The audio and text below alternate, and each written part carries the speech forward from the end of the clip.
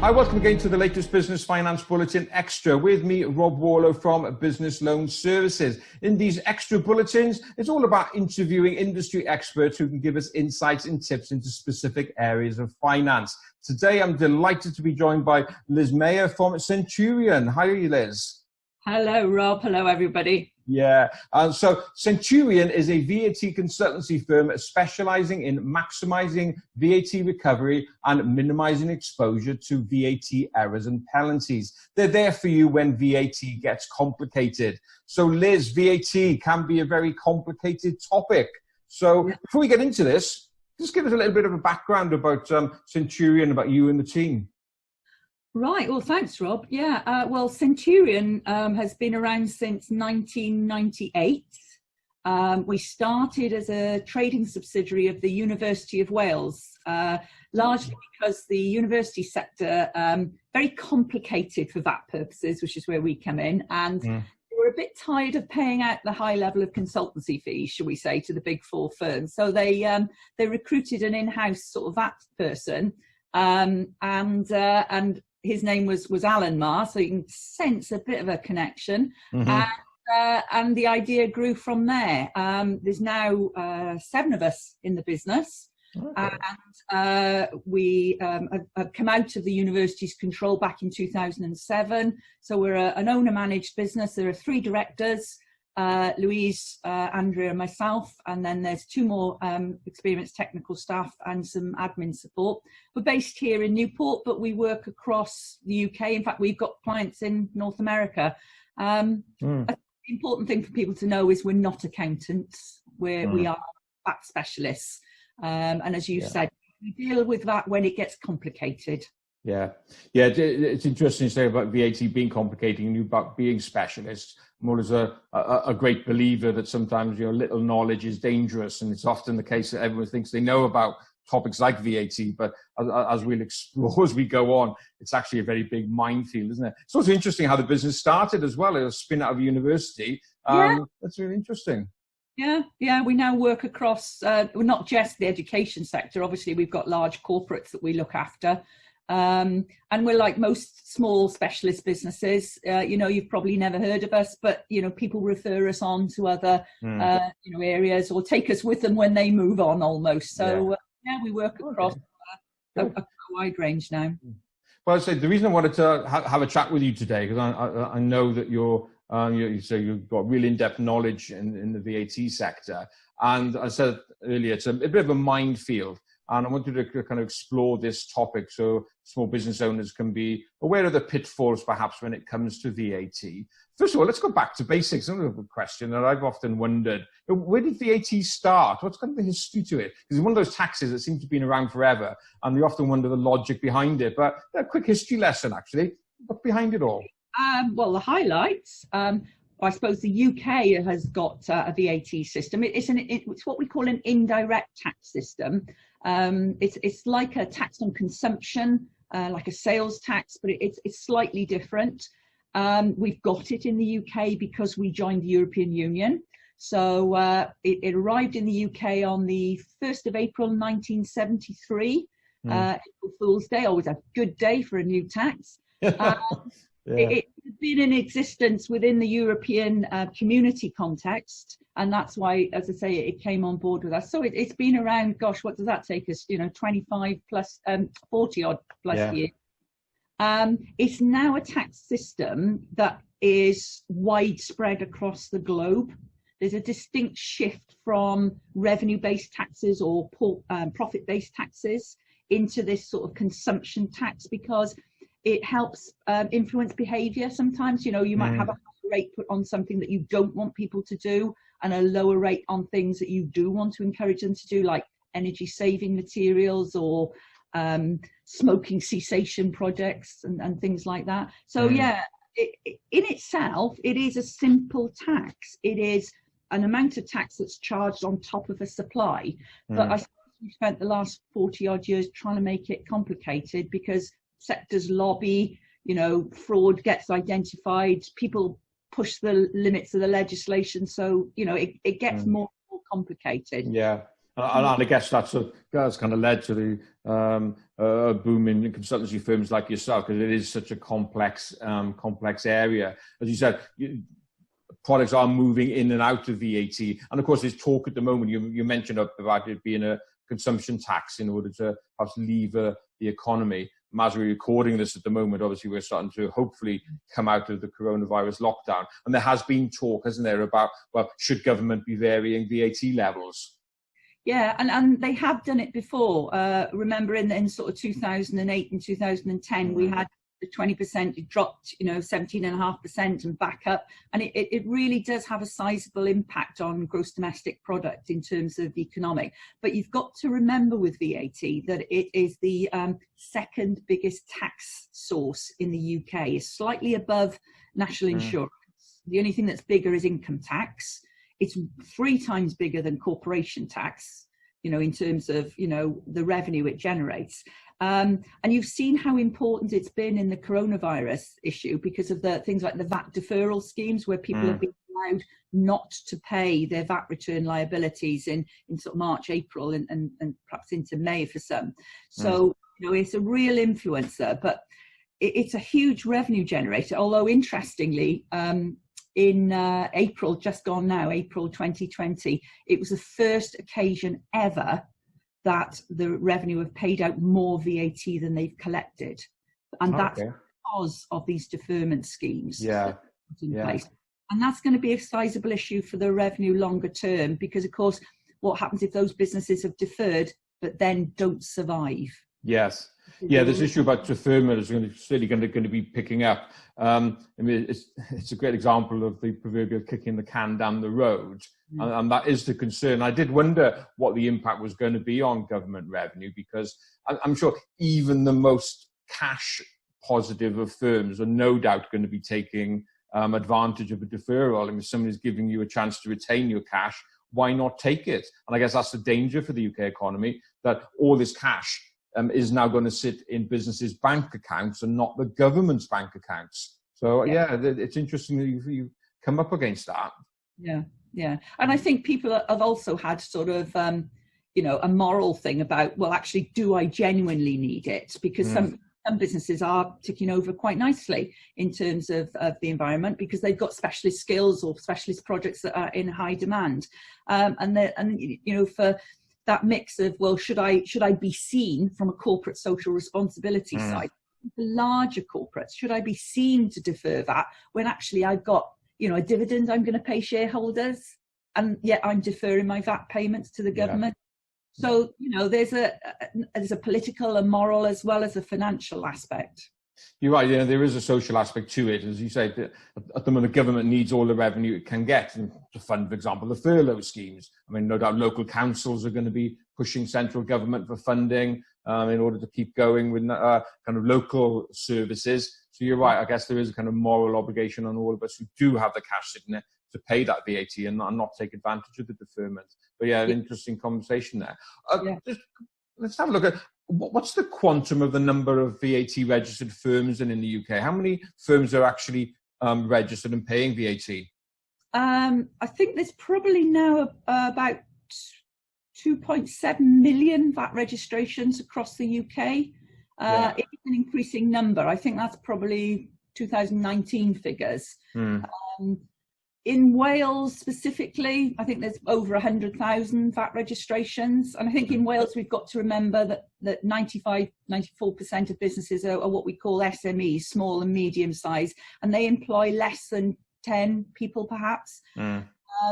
Interestingly, most of the errors come from the small business sector as well, though. So about 40% of tax errors, the identified, come from the small sort of business community, and that's largely because of what they call failure to take reasonable care, which is a phrase that crops up a lot when we're talking about penalties. Did you take reasonable care? Right. Okay. Yeah. So I mean, it's a tax that hits a business. The registration limit is still at the moment set the same for the next 2 years, which is £85,000 of taxable turnover. So you exceed that as a small business, then you're obliged to notify the revenue that you've exceeded it. You can, in certain circumstances, apply still not to be VAT registered, but they're limited.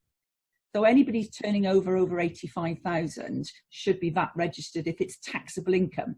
In your environment with financial services, a lot of firms might be turning over, £100,000, but it's all VAT exempt commission. So that's not going to drive a VAT registration for them. Yeah. But it has been a point of discussion as to whether that 85,000 should be lowered to get more people into VAT, or raised to ease it for smaller businesses. And the reason about it being lowered is because the economy isn't growing. If people artificially get to 84,000, go, right, I'm not going to trade another month, or I'm not going to take another person on to grow because I don't want to be VAT registered. So psychologically, the government is looking at what level that VAT registration should be set at. And that point is still under discussion. Yeah, I remember that first came on my radar about 18 months, 2 years ago, I think, when there started to be discussions about this, wasn't it? That it does a threshold, as you say, artificially hold businesses back from going for turnover, essentially go to sleep for the last 3 months of their potential VAT year in order to keep below the threshold. So, so it's interesting, past we could see over time the government making real wholesale changes to VAT, perhaps, especially as it's really going to have to look at all revenue generating opportunities that it can. Yeah, and don't forget, of course, I mentioned at the outset, this is a European-based tax model that we took on board. When we leave on the 31st of December, we are no longer tied to the VAT rules of the European Union. So at the moment, we zero rate certain things, food and publications and things like that. Well, we don't have to. Equally, we could zero rate things that we can't at the moment.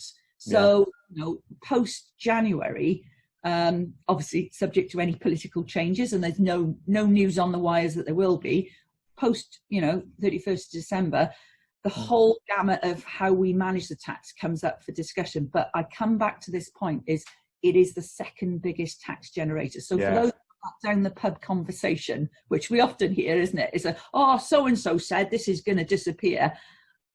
Don't think it's going to happen, guys. No, definitely not where we are now. But we talk about those businesses then that reach the threshold. Currently, as we record this, you say 85 grand. So I've hit the threshold. What are my VAT options then? Because it's not just a case of just a blanket 20%. I know that there are different schemes that businesses can consider. So what are my options then once I hit that threshold? Well, that's going to depend on the nature of your organisation to a certain extent. As you mentioned, there are a lot of there's lots of schemes for smaller businesses, but there's also lots of different VAT regulations and rules. So, for example, as I say, we've got the standard rate of VAT, which is 20%. We've got the reduced rate of VAT, which is currently 5%. And we've got the zero rate, which is, funny enough, zero at the moment, but it's still a taxable rate. So I might have £85,000 of zero rated income, which means I have to notify the revenue that I've got to be VAT registered. And that might be, your butchers, selling foodstuffs, things that are zero rated, books, for example. But so you exceed the turnover, you become VAT registered. Well, you're not going to charge VAT on your sales because they're zero rated. But what it does allow you to do is recover VAT on your costs. So, that might be an upside for you to balance against the admin of doing VAT returns. But if you're in a more general sort of business environment and you're facing the fact that you're going to be charging 20% VAT on your sales, then you might look at other schemes to help you manage the administration burden. So that might be something called the annual accounting scheme. Because normally you'd be doing a VAT return every 3 months, every quarter in the year, you VAT return in. So if you think about an annual accounting scheme, then actually you're only putting one return in. So there's, 3 bits of admin that you're going to be missing out on. So that might be something for a small business. Now, some of these are tied to your turnover. So some of them you can only use if your turnover is under 150,000, some of them you can use as long as your turnover is under 1.3 million. So, you need to understand whether you qualify. But there's another scheme which is good for small businesses, which is the cash accounting scheme. Which, the way in which VAT rules works, normally businesses, unless you're retailers, you'll be raising invoices for the things you do. So if you raise a sales invoice and have to charge VAT on it, you're obviously waiting for your customer to pay you. But your VAT return comes up for payments, and you've got to put that VAT off that invoice and declare it to the revenue, but you've not been paid yet. So there is a cash accounting scheme that you can use, which is basically saying, we'll treat you as if you're a retailer and you'll pay us the VAT when your customer pays you. So again, that might be something that people, I mean, it's something that, we use here in Centurion. Yeah, I mean, obviously with the growing problem of late payment, I mean, it's one of the biggest kind of problems and barriers that businesses quote is about late payment. So I guess the cash accounting scheme really helps there, doesn't it? Because as you said, you only pay the VAT over when you actually get paid. So that's a good scheme. I mean, that one. Yeah, there are other rules. If your turnover is above that threshold and you can't use the cash accounting scheme, so you're raising invoices and charging VAT and waiting for payment, then there are rules such as the VAT bad debt relief. So that is a rule that comes in and says, okay, if your credit period is 30 days and you 6 months later after that you still haven't been paid, then you can claim that VAT back that you've put on your VAT return, 6 months ago. You can claim that back from the revenue, but you have to monitor it, obviously. So if your customer then pays them, you've got to reinstate the VAT liability. So there are lots of cash flow planning ideas within the regulations to help you as well. Picking up on that bad debt one, obviously, hopefully this won't be a big issue for businesses going forward, but I'm sure it will be, bearing in mind the period that we're entering now, the second half of the year when business is still going to be tough. You mentioned about bad debts then. Obviously, I paid over the VAT to HMRC. How would HMRC actually define a bad debt? Would you have to prove then that you've actually chased the client to the nth degree about judgments, court orders, etc.? Or is it kind of an element of self-certification that, listen, I've tried, I've made a few phone calls, but now I'm writing it off as bad? How far do you have to go to define bad? The point you made is exactly right. You have to have written it off or taken it as a provision. So it's not like saying, I'll keep it there. I've actually got to do something in an accounting context. I've got to take it out of my debtors and put it as a provision for a potential bad debt. And that's the way you also map it. So you'll see that, I invoiced Joe Bloggs £1,000 plus £200 of VAT. I'm writing that off as a cost to my business. But if Joe Bloggs then pays me £500, I'm going to have to account for the VAT out of the £500 he's paid me and take that element. So there is a process. And the other thing to bear in mind is that this VAT legislation on bad debts works on both sides of the sales and the purchase ledger. So if you think about it, if you've made a supply charged VAT and you're claiming it back because your customer hasn't paid you, you need to notify them because they are no longer entitled to the input tax that they may have claimed. So it's very much like a scales of justice. If someone's declaring output tax, someone's got a right to recover input tax. So if you alter that scale in some way, you've got to have a corrective action. So equally, if in your purchases, you've claimed VAT on invoices and you've not paid them, then technically you're not entitled to that input tax. Yeah, it's just one of these little quirks that you've got to be aware of. What about the flat rate scheme? It's something you hear many small business owners saying that they're entering. How does that one work? And what circumstances would you say, flat rate scheme would be good for me? Yeah, well, the flat rate scheme, there's two sorts of flat rate schemes at the minute. There's a specific one for farmers.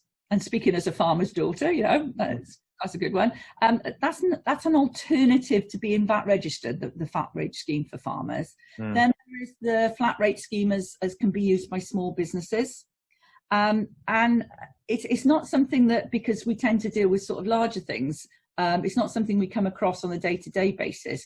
But the broad measure of it is that instead of charging 20% VAT on things that are standard rated and 5% VAT on things that are reduced rated, and effectively you charge a flat rate of a percentage on all of your supplies, whether they're zero rated, exempt income, standard rated. You charge a flat rate, and that flat rate is determined by the type of industry sector that you've classified yourself as. Now, what that means is that you don't have the right to claim any input tax it's sort of saying, well, instead of declaring 20% output tax and then looking at your purchase invoices and working out how much VAT you can claim back, don't bother with any of that. Just charge this flat rate on everything that you sell. Now, Okay. there's a complete list of the rates that apply as a flat rate. And in some, food environments, retail shops, it might be that the flat rate is 4%. It might be that it's 12%. Depending on the type of industry sector. So, small businesses would need to look at, well, what would be the rate that applies to me? And that's why I guess taking advice from an accountant to go through this to make sure that the right decision has been taken is really important, isn't it? Otherwise, you could end up financially disadvantaged. Okay. Yeah.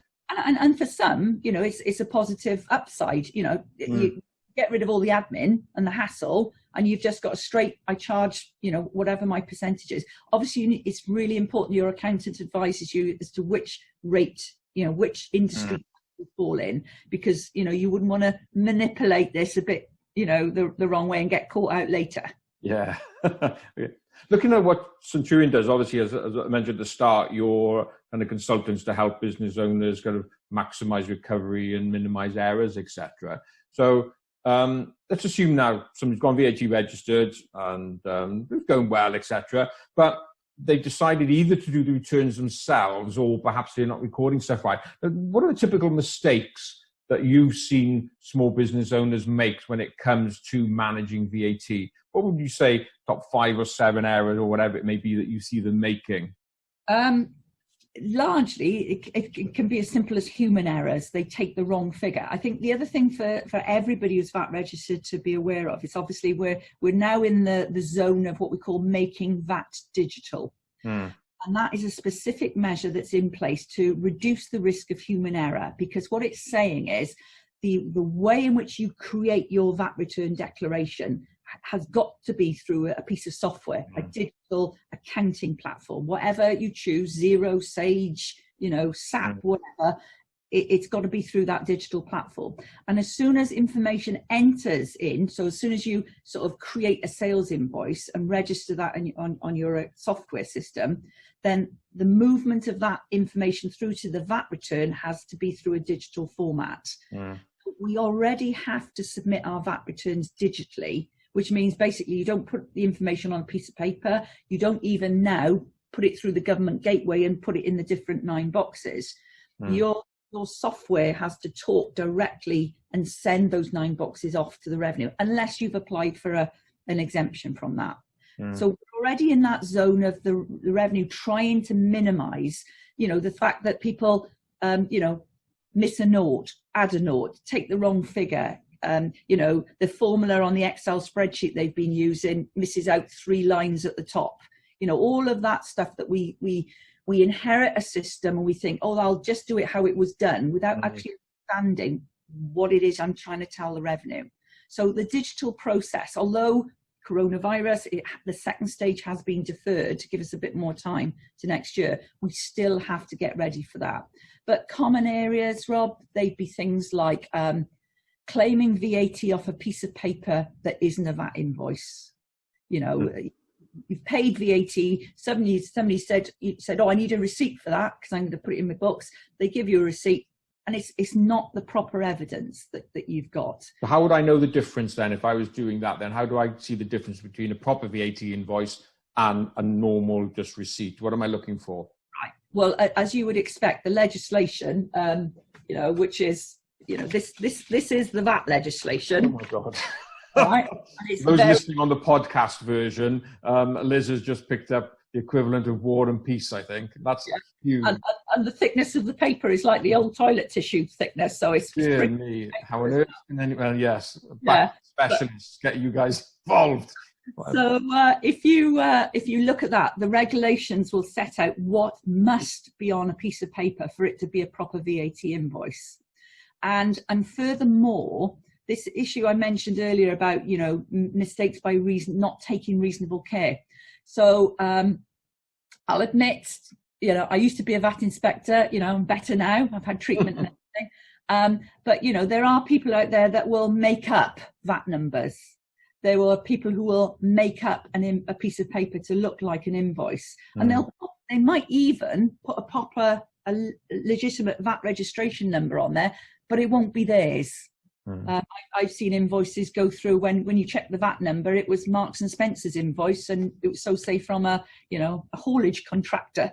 So, we've got to make sure that there's a VAT registration number on there, and you've got to take reasonable care to have checked that that is the correct number. Now, you can do that online. There's a system called VIES, information system, free to access. It's part of the European Union. You can put on there and see, is this a valid number? It's got to be on a supply that was made to your business that is VAT registered, whether you're a sole proprietor or a partner. You can't claim VAT on bills just because you've paid them. It's been on a supply made to you. So it's got to be an invoice as well. So if somebody sends you a pro forma invoice, that is not a VAT invoice. That is a request for payment. So we've got to watch out for things that say they're delivery notes, statements, pro forma invoices. It's got to be a proper VAT invoice with a VAT number on it, addressed to you. And to be honest, Rob, there's about 10 other pieces of information, but those are the really important things that need to be. Would you think in time, because obviously there's a kind of a manual process gap there, do you think in time the system will get intelligent enough to interrogate this in the back end to find out those errors? Because it just seemed to be if somebody grabs somebody else's VAT number and it all goes through okay, it just seems a bit of a gap, doesn't it? Yeah, I mean, longer term and across the globe, there are real-time systems that the tax authorities in a country use to look down into a business's bank account to see if the income that's recorded in the bank is the same as they're seeing on their tax returns. There are systems across the globe where you can't issue a sales invoice until you've been given a unique reference number by the tax authority in that country, so that they can map it. And the digital journey that we're on, potentially, we're at the start of that. At the moment, it's just a supply in of information. We send our VAT return in, but technically, in the future, there will be that ability to interrogate that data. So it's not looking at the one figure of output tax, it's going behind that to look into the sales ledger to say that's made up of these invoices. Yes. Those invoices are, generated within the system. Who were these invoices sent to? Yeah. Because at the moment I'm just lumping it all together in one line, aren't I? There's no, So you can see logically that would be the next step. Okay, so we're looking there at some of the mistakes about poor record keeping, I guess. What about things that people think they can claim VAT back on but can't? There's probably some expenses that I'm not able to claim VAT back on, and yet if people are doing their own return, because there's lack of integrity or lack of a kind of investigation at the moment, they may be mistakenly claiming. What sort of things could well, the golf club membership, unlikely to get through, those sorts of things where there is any risk of personal use. These costs that you're allowed to recover, there are certain things that are blocked from recovery. So in most businesses, and I'm ignoring car dealerships, but in most businesses, you're not allowed to recover VAT on the cost of a car. That's blocked from recovery. But you can potentially reclaim VAT on 50% of the lease hire costs if you had a contract hire car used in the business. You're blocked from recovering what we call business entertainment costs. So, that's always going to be an area that the revenue will pay good attention to.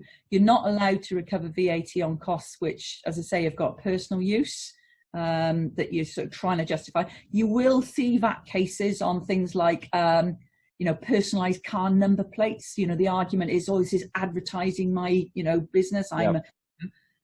Those sorts of things.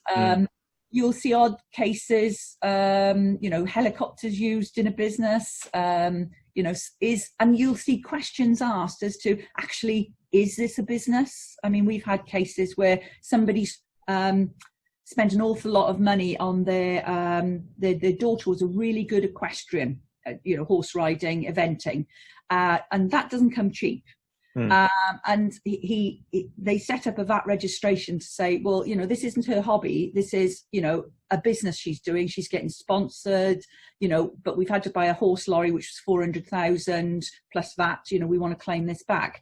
So, you know, you have to actually be able to argue what you're doing is by way of business in order for you to get into the VAT registration area. And then furthermore, you've always got to remember, you can only claim VAT back if it relates to a taxable area of your business. In your environment, Rob, you deal in financial services. You might have, you know, organisations like yourselves who are generating exempt income as well as taxable income.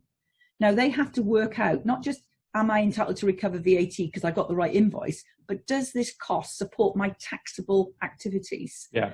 And if it's an overhead cost that supports exempt as well as taxable, they might not be able to recover all of it. So they need to work out how much they can, and then get into complexities, which we call partial exemption, as to working out how much it is. Is it a small enough amount, even though it relates to exempt, I can claim it, or is it over the limit and I can't claim it? So these are, when we say we're there for when VAT gets complicated, you're getting a sense as, you can talk high level, but as soon as you dig a little bit into any business structure, that's where the complication.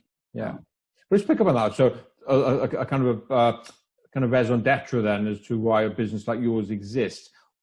Well, obviously, you've got client confidentiality issues. Give us a sense then of why somebody would come to a VAT specialist firm like yourselves. What kind of triggers, oh my God, I need some help? What kind of issues have you seen? Right. We deal proactively with managing. So our larger clients will be doing building projects, and or they might be restructuring their business, or they might be thinking about a new product that they're taking to market. So the sorts of projects we've done, we've done anything from considering whether a meal bar is going to qualify as being zero rated by a food manufacturer because his competitors are saying his is zero rated, but the revenue's saying to him, no, we think this has got X quantity of yogurt in it and it should be standard rated because it's a snack as opposed to a meal replacement bar. So we could operate at that level. What have I got on my desk at the moment? We've done major projects for universities who are not able to recover a lot of VAT on their costs. And they're building new buildings and they want to know if they can get the building costs zero rated, so they don't pay VAT on getting the construction, or if they have to pay VAT on it, can we find ways to maximise the VAT recovery because of the use to which that building's put? So I can see there's a lot of triggers. I know, as you know, I recently referred one of our clients to you guys as well, where, the one element of the business was zero rated. They were looking to buy land, different buildings on it. There are just so many different variables in it. And we all agreed, get kind of specialists in for a view on it. So I can see what you mean. It's not just about getting businesses out of problems. It's confronting it up front so the structure is right going into the deal. Yeah, you get the best outcome that you can, because VAT is still a big figure. If you're spending 30-40 million pounds on a build, you're going to be picking up 20% VAT on top of that. If you're a charity and people say, oh, I'm a charity, I don't charge me VAT. Charities get charged VAT the same as anybody else. Very limited reliefs because an organisation is a charity. So our job is to, we support housing associations who are building projects, or so it's not just I've got an assessment, help me. Yeah, we get that, but our whole reason for being is to raise VAT up the sort of agenda for financial directors so that they consider it earlier, so they don't buy it, they actually plan for it and maximise it within the scope of the legislation that's there. Yeah, there's one area which I've seen over the years that many business owners don't appreciate is VAT on commercial premises. So one of the first questions we ask whenever somebody comes to us to buy a commercial unit or commercial premises, has the property been elected for VAT? And what do you mean? It's a building, it can't have VAT on it. Well, yes, it can. It can. Yeah. Experiences like that. Yeah, and I mean, people get confused about the option to tax legislation. They think if somebody says, oh yes, this building is opted, they think, oh well, that's it, it's an opted building, it's always opted. And actually it's the interest that you have that you're opting on. So the fact you've bought in a building and the vendor has opted and charged you VAT doesn't mean that when you let that building, you automatically charge VAT on the rents. you have to decide whether you opt to tax on your interest in the building. So there'll be little things like that that are important not to get, you know, oh, it's an opted building, therefore it's always an opted building. No, it's about the legislation. And equally, we've produced arguments when people are selling businesses, property letting businesses, or commercial practices around property. We've put together arguments, well, it's not actually a building that's been sold, it's a business that's been sold. And even though there's an opted building in there, we sell the business without having to charge VAT. And that's about knowing the complexities of that regime. This is the selling of transfer of going concern, is it? And got it. Yeah, where you're selling the business itself as opposed to the underlying building. Yeah. Okay, good. Okay, so we'll come to the end shortly now. Looking ahead, and we kind of touched upon this briefly, where do you think VAT is going? I know you said earlier it's kind of here to stay. And so we've kind of touched upon it. It would be good to summarize those points again of how you see VAT playing out over the next few years or so. Well, as I say, I mean, and it's not from any degree of self-interest, but I don't see an indirect tax system disappearing here in the UK. It's a growing methodology of tax collection because, as I say, it's consumption and it can be used effectively. So I don't see it changing. I see there's been what we call an Office of Tax Simplification review in the last 2 years, which has presented various simplification measures to Treasury, none of which have yet been acted on, of course. But so there's a degree of change. I think if we can get it a bit less complex with all layers of, you know, this limit applies here and this rule applies here, you know, I think that would be a good thing. Because speaking as a business owner, you know, my role as, you know, CBI and Chamber of Commerce sort of interests, you know, I think businesses need to have simplicity where they can. I think the risk of coming out of the situation that we're in is great in terms of strain on tax revenues. I have seen that put forward as a mechanism through which businesses could get subsidies. So we got the C-bills and we've got the deferral schemes and we've got the job, you know, the furlough scheme. And I have seen suggestions, well, perhaps that could be a scheme, a bit like we talked on the flat rate. You charge somebody 20%, but you only pay over 5% of that if you're in certain financial difficulties. So whether that might be a way in which VAT gets used in the wider political sense. But it is a complicated tax, and I can't see it disappearing because of its revenue generation, but I could hopefully see it getting slightly less complex. But I could equally see us having a nil registration threshold. So if you're in business, you're VAT registered. Yeah.